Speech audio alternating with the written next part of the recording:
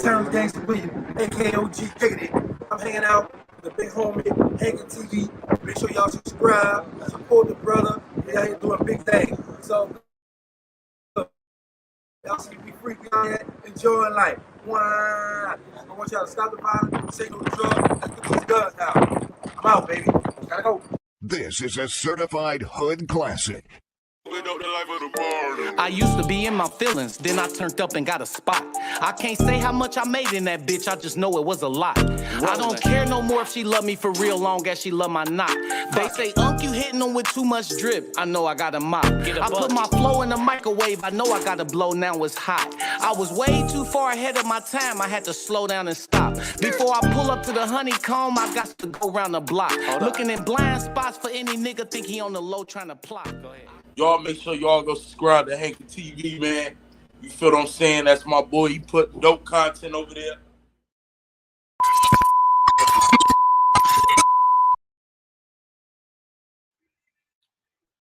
What's up with this? Your boy JT. If I say I done it, I did it.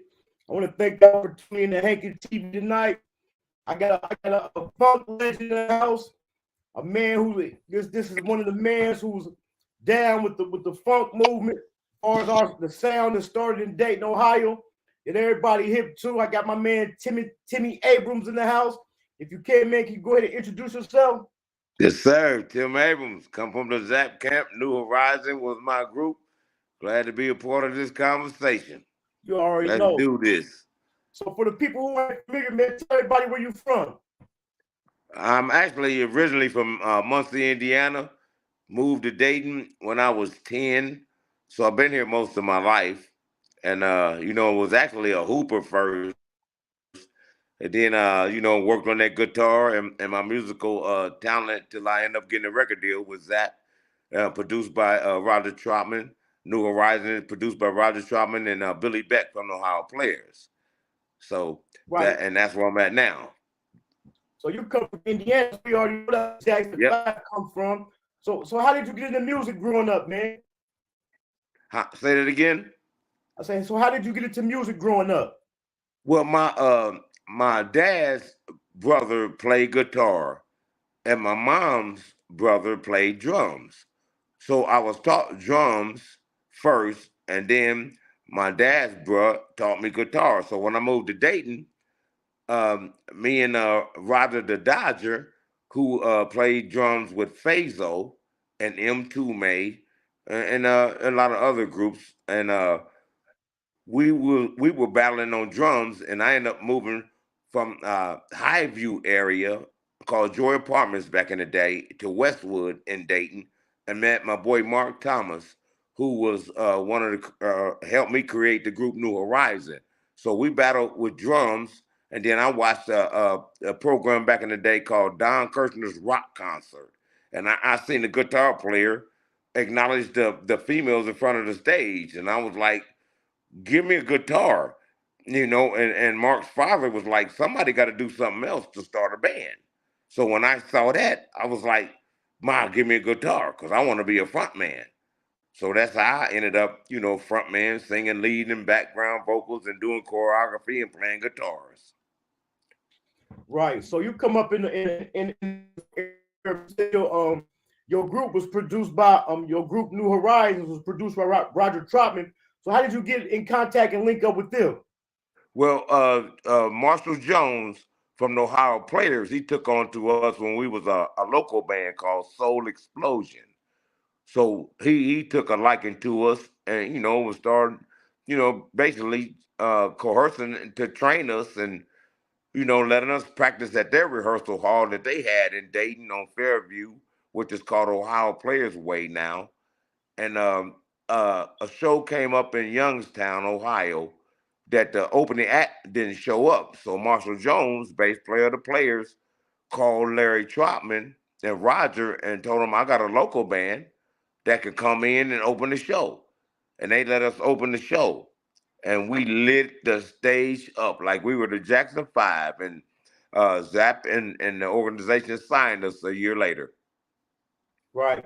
I mean, that's a good thing, man, about the day with music, man. People didn't mind turning other people on, man, and sharing the stage. You know, I'm very familiar with the Ohio Players. My dad was the Ohio Players. I know Marshall, Diamond, Pee Wee, Billy Beck, Satch. So I grew up with them. I used to go to the rehearsals over there on Salem and Hillcrest. Yep, they used to let us practice there. So you when we talked a while back, you said you was on tour, you was on the road with Slave. So you also but that's who I'm on the road with now. So where are y'all hitting up at? What's all the places? All over the country, because I've been playing with them actually for after the pandemic. So a couple of years, but I played with them prior, and then situations happened that I didn't agree with, so I got out the way, and now I'm back and just helping this situation prosper, because there's no originals in Slave now, and the guy who's leading the band is a sibling of Mark Adams, the bass player from Slave. Right. So he's running it, and I wasn't doing anything, and I'm a free agent, and I play whoever pay me. So we end up getting together, and so I'm helping them finish the game in retrospect about them cats that's not here anymore, and a lot of the Slave cats, we all went to high school together. So by your group being produced by Roger Troutman, so was you around when any of his hits was created? Oh, absolutely. I was there before they built the Troutman Sound Lab corner, right, in Dayton. Prior to that, when we started recording with them and signed with them, we was recording that 5th floor studio in Cincinnati. Well, Boosie, Midnight Star, Parliament, back in the day, The Deal. So, and then the corner got built, after more bounce and the money started coming in. So they built the corner in Dayton on Salem and Catawba. Right. So, and then we finished our album there, and that's where I Can Make You Dance and Do I Diddy and all that started coming out of there, along with Shirley Murdoch and all of that. And the Players even had albums. Sugar had a solo album called Sugarfoot. Billy Beck, Chet, and Diamond had an album which was Shadows. So it was a lot up there, that was going on, that I wish we could have finished, but hey, it is what it is. Right. So I want to ask you, man, how do you feel about in the mid 90s, the early 2000s, when hip hop started sampling the funk that originated in Dayton, man? How do you feel? Do you feel like they give us our credit? They are starting to, but I've been pissed about rap and hip hop for a long time because of them sampling our songs and wasn't even acknowledging us, let alone pay us, and they was getting rich off our samples. So I've been upset about that. And matter of fact, when NWA first came to Dayton, I was at that time that left up the Troutman or whatever, mismanagement or whatever happened. Then my dad had a limo service. So I was driving a limo and having Eazy-E them riding with me. And I was telling them about, they did We Want Easy, which was from Boosie. Right. But I was telling Dre about a song called Cosmic Lock from Funkadelic. But I could play this, but they didn't take it like that because I'm driving a limo. So they went and got a guy from Parliament that I could outplay or whatever, but I'm driving a limo, so they didn't take it like that. But he went and did the song with DOC, that's the actual song called Cosmic Slop, and did it with DOC called The Bitch Is Beautiful But Deadly. Right. So he listened to what I said and got rich off of what I said. Right. True story. So then speaking of NWA and Dr. Dre, so how was it when Roger Troutman hooked up with Dre and they did California Love? See, Roger had issues because of his brother, mismanagement, Larry. So Warner Brothers wouldn't give him another deal at the time unless he got rid of his brother. So that's why he ended up going to LA and doing California Love with Tupac and them and Dre and them. So that's why that happened. So when that took off, you know, it turned to him getting rid of his brother, and it ended up like it ended up because of that, though. Right. So you got your group on the New Horizons. So which are y'all working on anything right now? Me and Mark Thomas, who actually started New Horizon, and it was, you know, 3 other brothers that we taught that wasn't old enough at that time that ended up playing with us. But, you know, once the mismanagement situation come from, you know, the ZAPP thing, Larry Troutman, all that, whatever, everybody went their own way. But one of our members, Bart Thomas, he plays with ZAPP still. Mark played for a little while, but him and I are working on some new stuff that I call the new old school, because it's coming back to real writing and real playing. Right. So playing instruments versus using machine. Yeah, and the sampling aspect of it, and not to mention the storylines are not disrespectful anymore, or they trying to get away from it. So us at 60-something years old and still at it, we will be able to put out some new encouraging music for the first time at the age we are. Right. You know, so, you know, but, you know, it's going to happen because we, you know, spiritually at this, and God got it, and we will get a chance to change the narrative about how hip hop and all of that made music negative. Right. And you know, the storylines negative. Right? So it's slowly going back to real writing, real playing. That's why Jimmy Jam and them are doing good about, you know, the groups that they are producing, which is turning them over to old school, new school. So by you being a part, you being a part of ZAPP, then in your own group, the New Horizons, working with Slave, man, what's one of the most memorable things you can remember about being on the road? The respect of being a national recording artist, right? And I work so hard, and we all do, to be on that platform that, you know, and then you a star. So, but I took it totally different because, again, I was a hell of a basketball player. So that helped me realize that people liked me for what I was doing before I got to the music business. So I really deal with the music business different than most musicians, because you a star, your album is sold all over the world, whatever, and it tend to make what I saw back then act like it in a disrespectful manner. I'm a star. You do whatever I tell you to do if you want to be around me or whatever. So it made me become humble when I got there. And women chasing me and all that. I'm like, look, I'm out here to get paid and get respect for my craft. I don't need this out here. I'm not a star once I leave stage. Right. I'm Tim. Right? So they were like, you don't act like a professional musician. I'm like, that's my job. And I worked hard at this. So I don't wear that character when I leave stage. Right. So I got a lot of respect from that all over the country. Right. Because I realized how rare that was. Most definitely rare.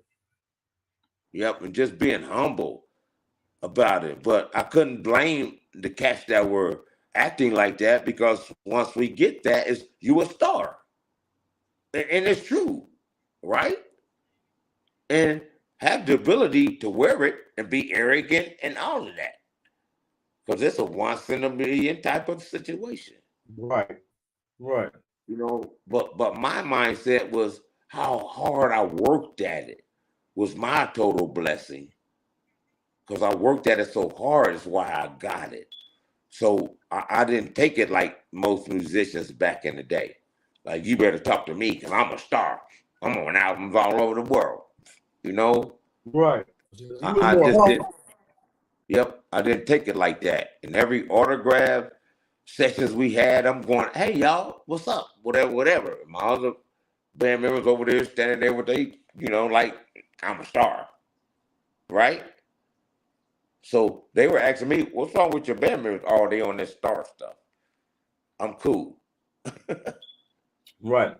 So I attracted more fans because I was humble. So outside of everybody else, I just recently read about the build I want to say a funk museum. The funk museum out of Trotwood. So have anybody reached out to you about that? Are you familiar with that? Yeah, the Funk Museum. Yeah. Yeah, absolutely. I got signed guitars and past shows and gear in there too, because my group is inducted into the Dayton Music Hall of Fame. So, what was you saying? yeah, so we are inducted. Noah Rising inducted into the Dayton Music Hall of Fame. So it was downtown Dayton. So now he didn't got a spot that's they're gonna open it up out here in Trotwood where I live. So I just hope that the dude David Webb just start using us more to keep it going, other than you have a funk representation for us, but you got local bands playing. Right. And then wonder why people don't show up. You know what I mean? Right. So if we are the focus of it, then you should have us playing. And then people are going to show up because they want to see the people that's inducted. You feel me? Yep, most definitely. So in a side, man, how historical man funk music is, do you feel like the city stands behind it enough or represented as far as this is where it started at? Yep, they haven't been, until the dude David Webb came up with this. But it's still all about the groups that came out of here. But the city wasn't, on point about that. And we got 20-some groups come out of Dayton. You know what I mean? It's the most incredible thing ever. But it needed to be a movie about us here. Oh, yeah. Because it was something in the water. But the players induced that. Hold on, y'all. Okay, there we go. To us. And then back in the day, me playing guitar, guys did not want to teach younger people to play because they was in fear about that person being better than them. So I had to learn and teach myself. Right. From the radio.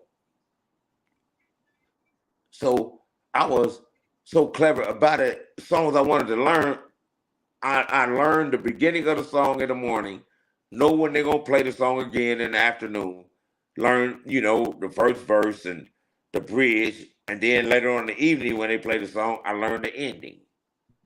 So that's how I taught myself once I learned how to tune the guitar. Right. So you teach yourself how to play the drums as well? Yes. Yep. That was my first instrument. So, really good and clever about making songs now, but it's just a process of getting in there because it's so snakish, and who got the most controls with publishing and all of that? They're not our color, right? Right. So, they will present like NWA and all the negative that it created in our neighborhoods. You feel me? So right. They, then we sell out to setting up our own neighborhoods for that money. And that's the only part other than sampling our stuff and not acknowledging us and paying us. Right. Is the worst thing hip hop turned over to. Because back Melly Mel, all them, when rap started, it wasn't about no negative. It wasn't even about no cursing, right? It was about happy music, dancing music. Yeah, and unified with no disrespect, none of that. See, but that's when the Caucasian people come up, NWA, I'll put y'all out, censored, and I'll pay y'all, but it disrespected our neighborhoods. And right? You feel me? Yep. And it continued on for 20-something years. You know, my boy who wrote Riding High, Keith Harrison from Fazo, along with Ohio Players. Snoop and them used it, but he one of the first ones that got at him about it till they ended up giving him a plaque and offering him some money. But all their rap stuff come from mostly from us here. And we don't get a dime from it. Right. Or the recognition. Or the recognition. Now Snoop lately been on point saying about, you know, on air about the music that come out of here and what they sample. Right. See, but it hasn't been totally acknowledged. They should represent us at the Grammys, because a lot of that is coming from what we taught them. And that Caucasian dude came up with a machine to sample empty parts of our songs to create a song for them. Right. Right? And make a song off of our song. And we don't get a dime. See, but they changed it to this point, and it's like after 4 measures, you can use the exact thing on the song. But after that, if you change anything, it's considered another song. Right. But if they go sample one of them white boy songs, you got to pay right off the rip. Feel me? Yep. See, that's some selling your soul type of thing against the reality about the real creation of what made hip hop. Right. Hip hop became off of sampling our songs. If we didn't play the songs for them to sample, it wouldn't be no hip hop. Right. But they still ain't talked about that. Man, that's why when I want to shout out Willie Hayton, man. That's why when you told me Will had told you to get in contact with me, that's why I had to have you on the show, man. Because to represent the funk, man. Because I say it on this show all the time, man, that and tell people about this the land of funk right here, Dayton, Ohio, man. Yep. Period. Shout out to little bro, Will Hayton. And yes, sir. I don't think people realize how big this is, man. For the people who don't know, man, let them know some of the songs that you were a part of that they might be familiar with. You know, I recorded with some Parliament cats played on our songs. Your Thing Is Your Thing was our first hit. Right? But I'm, you know, incorporated with a lot of things that Roger did with ZAPP.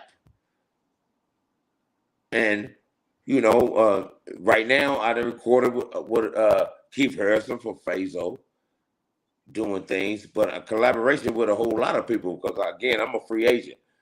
And I had to agree to be that, because the group thing, it's like favoritism, and it's just so crazy about getting in there as group. So I turned into a free agent. So I play with whoever pay me. Right. So, you know, and now here I am playing with Slave. Right. I'll make sure, man, you tell Mark, man, I want to holler at him. I want to get him on the show. Yes. And we'll be performing in Dayton at Levitt's June the 10th. Slave. June the 10th. June the 10th at Levitt's, downtown Dayton. And y'all better come out and see this. It's a whole new Slave band and everything. And we are very encouraging, and we're gonna show up like it's supposed to be. You know, and I'm just glad to be a part of helping Mark Akridge, who the sibling of Mark Adams, Right. playing bass. And Steve Washington is the real owner of all the slave material, right? So he allowed, because he loved his daddy so much, he allowed him to take over the band, to go do these performances and all of that. So, you know, big respect for all the slave guys, you know, and I'm just proud to be a part of helping it continue. Most definitely, we got to bring that funk back, man. Yep. And that's where we at. I got new material, you know, that I'm about to present, and I call it the new old school, because that's what it is. It is, right. Because it's going back to that. Now the kids know the sample parts, like my daughters. They be betting guys hearing rap songs, and that's such and such and such and such. And they call me, was like, Dad, isn't that such and such and such and such behind that? I say, yeah. And I hear them say, give me my money. Because they grew up around me playing Parliament Funkadelic and all the songs that's being sampled.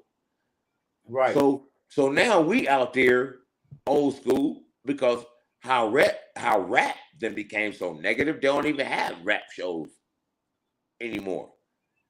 Right? Because the negativity. So we out there again because it's positive. And now the younger people about the sample things are coming to hear the actual songs, which is a good thing. Right. Yep, was a good thing. But everything goes around, comes around. Most definitely do, man. Bell bottoms back, right? And I don't understand why the guys, the people we have here that's in hip hop, I don't understand how come they don't incorporate funk in their music, being this is where it started from. So long as the person got a positive message, would you mind collaborating with them? No, I would love to, because they don't know what we know. Right. Because they come from this computerized stage. See, and most of them don't learn how to play instruments. They use the machine to make songs. Right? Right.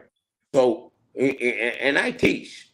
I teach guitar to younger cats, and I tell their moms, if they come back the next week and don't know it, I'm charging you. If they come back and know what I taught them, then it's free. And see, that's me giving back. Dope. See, because I want to help the kids become self-sufficient. Because that's what's missing. It definitely is. And they just took music and praying out of all the schools. You know, but it's to keep us down.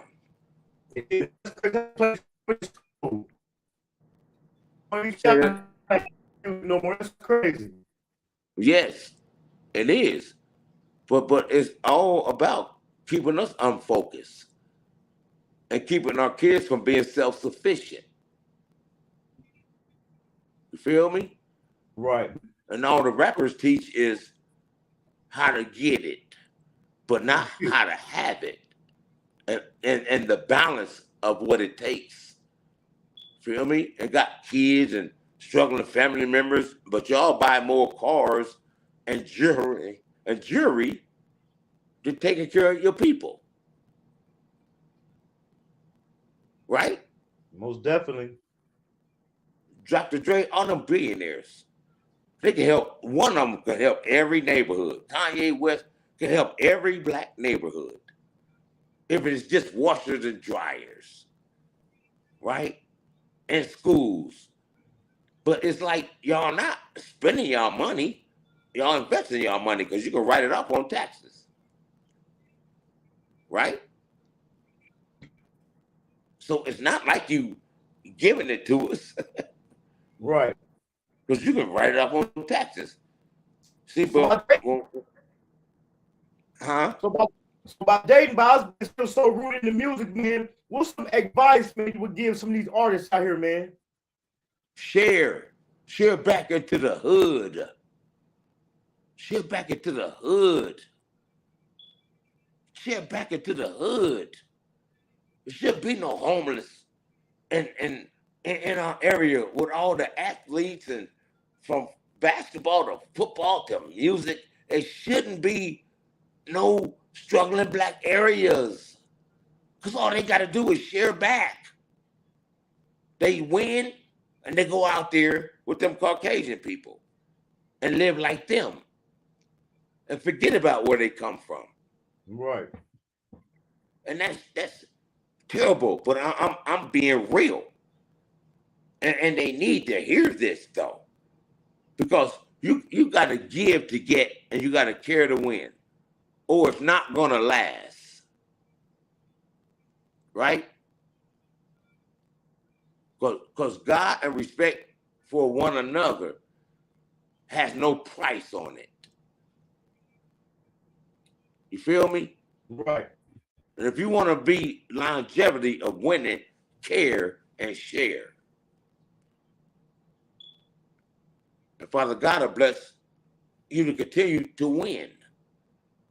Because you just can't win and don't share. Right. Where you come from.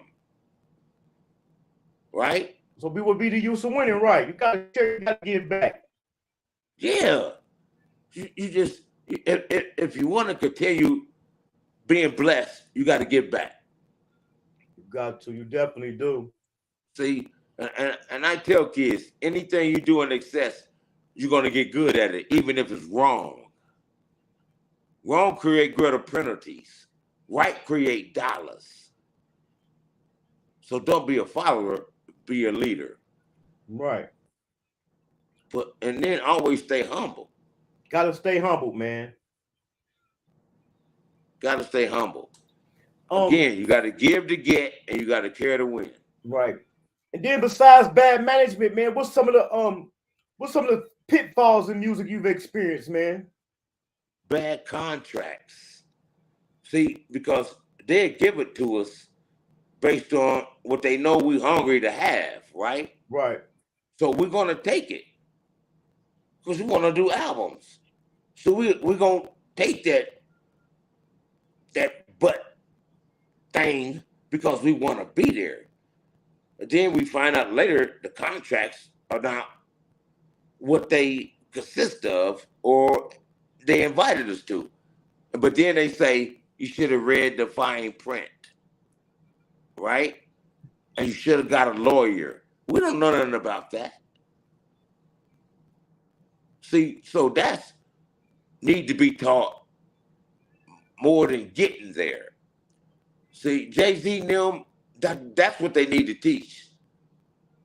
To get the mentality about business right first, right? Then we'll know how to negotiate a contract and not sell out to have the contract, right? That's most definitely what they need to be teaching. So we were on CBS, but then we found out Roger had a deal with CBS, and then we got a deal with Roger and ZAPP, right? But we didn't know how to know that. Right. And then when we checked them about it, Larry, his brother who was running everything, now is like mad at us because we figured it out. So that's what ended us being up there. And that's why I ended up falling too. Yeah, that's one of the things I was just saying recently, man. I was saying, man, it's a lot of stuff, man, they need to bring back. They need to bring back like artist development because it's become so easy now to do music. So all you need is a laptop or a good phone. You can do music. You know what I'm saying? Yeah. Yeah. Yeah. See, you got everybody sending music to Spotify and all of that, what you got to pay for. But there's just ways they get money and then they take your song and use it and then not acknowledge you, but they could do it without you knowing. Right? So my material, I'm holding it, and God gonna put me with the right people to get it done. But I'm not selling out for it, though. I don't sell out. No.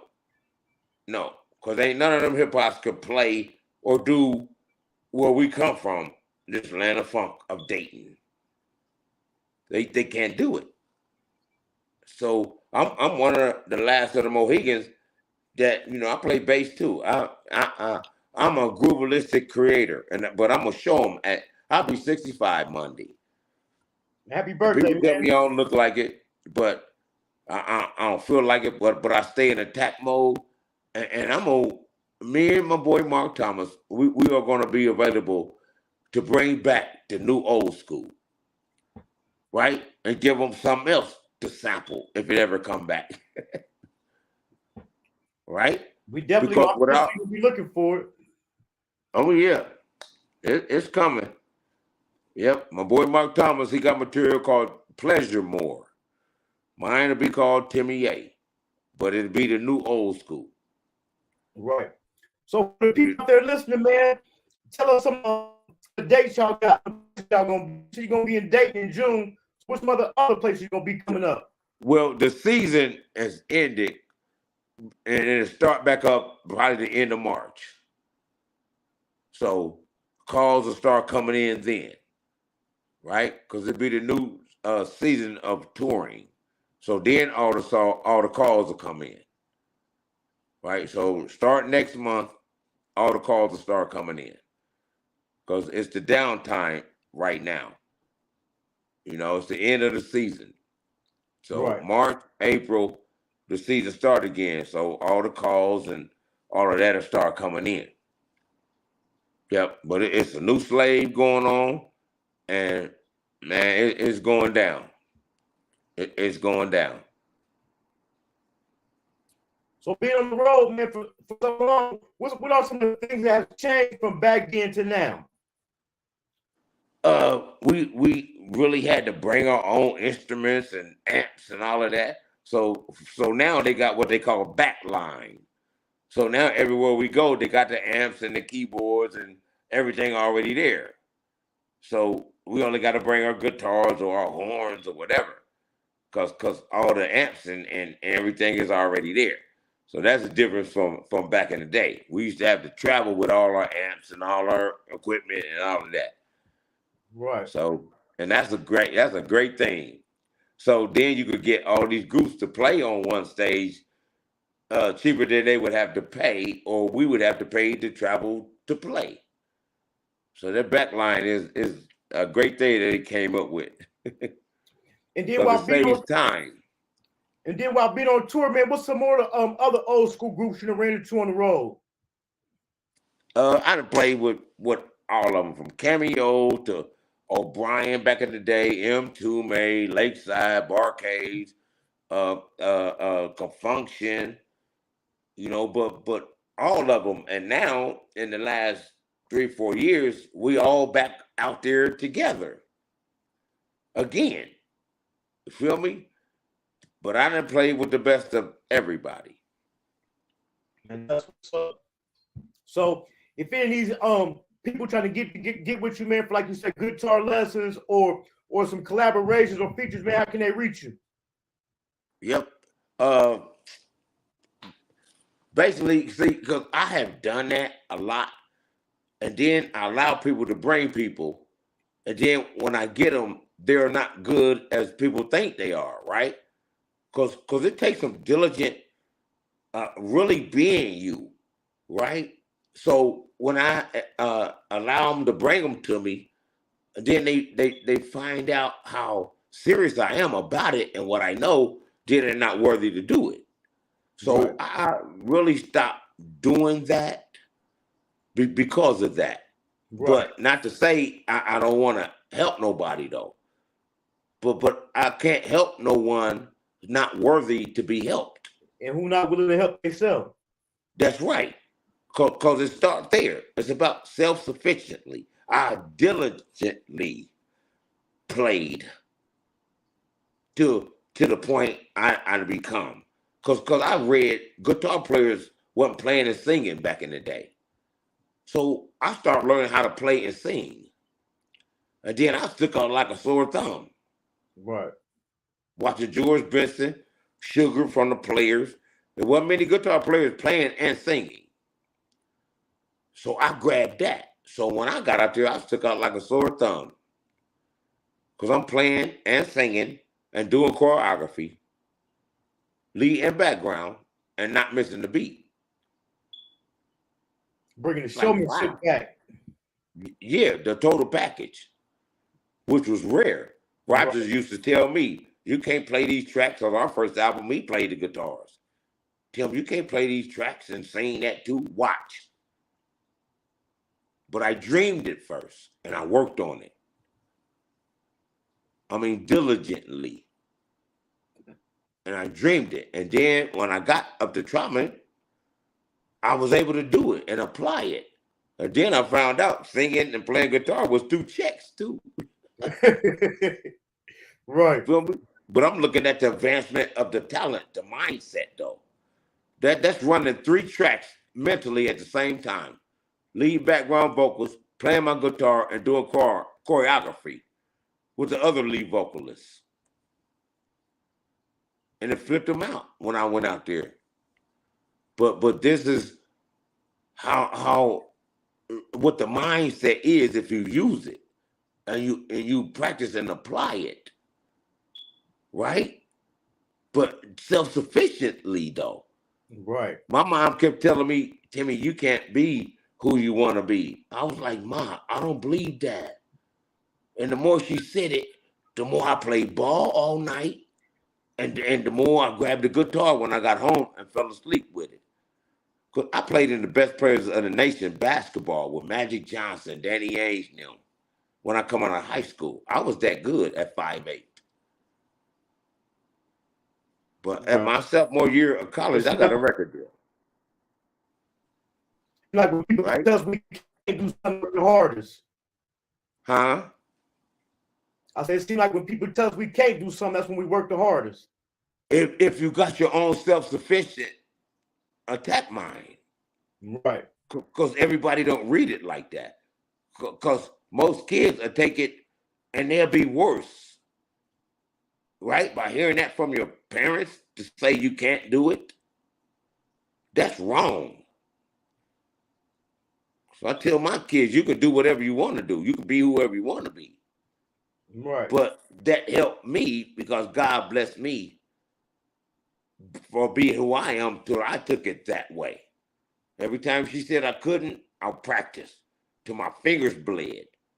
Shot jumpers all night. Right. And then, man, Play ball. For these young Thundercats out here, man, name off a few of the songs, man, they sampled, man, they came from here that they might not know. Right. But they don't know because they're not applying themselves. They're using the machine. And I've never heard this before to this rap thing said, I make beats. And I'm like, you make beats? What is that? And they were meaning, I make songs. Right?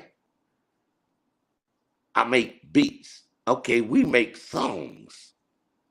Right? So they say we make beats because they use a machine to create a song. So that was strange to me. Breaking up. Yep. So again, that was strange to me.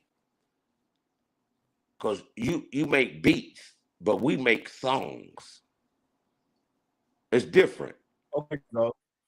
So they talking from the mentality of having these machines to make the music. Right? So they say we make beats because they use a machine to make songs. We make songs. So that need to be taught again. Again, the self-sufficiency of being creative on a natural against some machine or whatever, because we got to get them back to learning instruments and playing instruments. You feel me? Put that machine over there and learn how to play an instrument. That's what needed to be taught again. There you go. So, every time I get a chance, I teach. Right. And if the kids are not doing well in school, I'm not fooling with you. Right? You got to have your curriculum together. You got to have all that. And if you need an amplifier, I'll help buy you one. If you need a guitar, I'll help buy you one. As long as you apply yourself. Right, that come part and the of giving back. diligent. Yeah, but the diligent of learning though, of learning so you can teach somebody else. You don't just learn for yourself. God don't want that. You learn and acquire and gain to teach somebody else. Right. Whether it's your kids or whoever, right? We learn to teach. But everybody's not like that anymore. Everybody's just so selfish. Me. I'm doing this. My money. All that. But it's just wrong. But it is what it is. But, you know, we're trying to change the narrative. Feel me? That's why I'm talking to you. To Right. just help change the narrative, you know? And us as African Americans, we have to become self-sufficient. And the better you learn how to be you and to be good as you are, that invites people to want you and pay you. So you're not doing them no favor, they're doing you a favor. But the better you become, the more you can ask for from them. And then the smarter we become, the more we know how to use them against us. Because I got a lawyer, or I done studied it myself. I done read the contract. So I know that. So you can't do me like that. See, but they don't want that. They don't want us to be that smart. So we have to teach us as African Americans and our kids and grandkids or whatever to be smarter than that. Because I don't care. They don't care. If you're talented enough that they can use you to get money and you don't know the business part, then that's what we get, right? So we got to change that narrative. You got to be smart enough to know they can only use you because of your talent. So if you know the business side of it, you can dictate what you want from them. Because they're not fooling with you because you don't know what you're doing or not have the talent. They fooling with you because you got the talent. But even more so, they fooling with you because you don't have the business sense. Right. Right? Look at New Edition. All that they didn't never tell them they spending their money for these buses and all this and stage props and all of that. And then at the end of the year, oh, y'all don't got no money. That was y'all's money. Look at what Babyface did to Tony Braxton. Right? Just predators of business. That's one of the things I was going to ask you. You say you work with a lot of people when you're in the studio with the deal. I was going to ask, how was it being in the studio with Baby? I never been in the studio actually with Babyface them, but I went in the studio with the best of the best called Ohio Players. Most definitely. That's what we all learned from. And with Boosie them and the Parliament cats, the best of the best though. That's real. But when you create being capable and able, you get invited to that. Most definitely. Because they want that talent. That speaks volume. But us not knowing the business, then now we in trouble. Right? Now our talent only goes so far because we don't know the business. Well, he should have been paying me this. People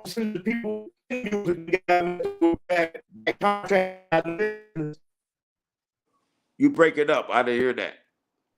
I don't hear people in the music that got bad contracts and deals. Yeah.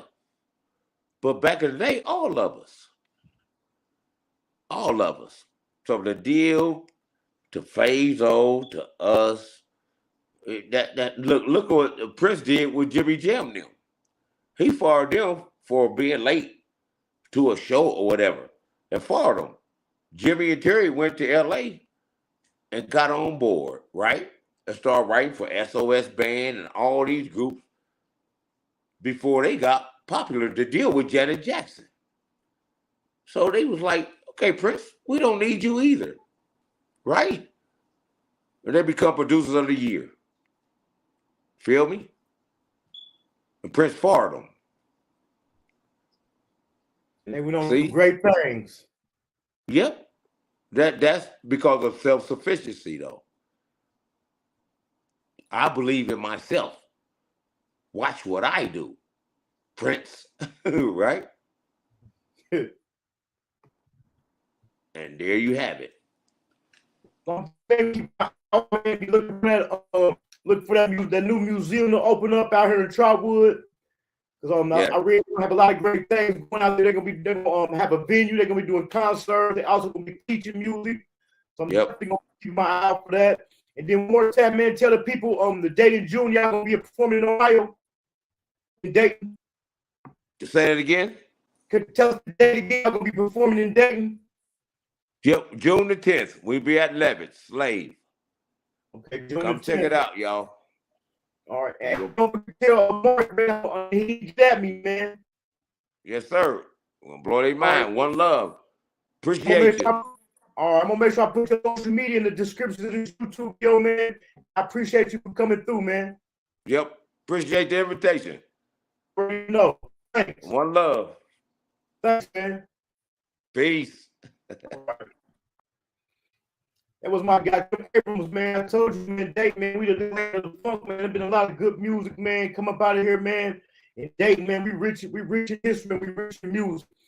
And a lot of hip hop sampling, like he said, man, they ain't getting that credit for it. It ain't really about the money. It's just about getting credit. I want to thank everybody coming through, man. Go ahead and hit that like button if you ain't subscribed to the channel. Like the broadcast, more dope interviews coming up, man. And this just ain't no one lane thing, anything, man. Hip hop, brands, business. Man. You want to be heard, or you got something to get out there, man. Get up, man. Let's work. Thursday coming up. Thursday, man. Your twins coming up. They gonna be on here. I got to connect and respect the call. Be coming Tuesday. Like I said, man, I got some guests coming up, man. I want to come through, hit that like button and share. And don't forget to check out my past show on Holla.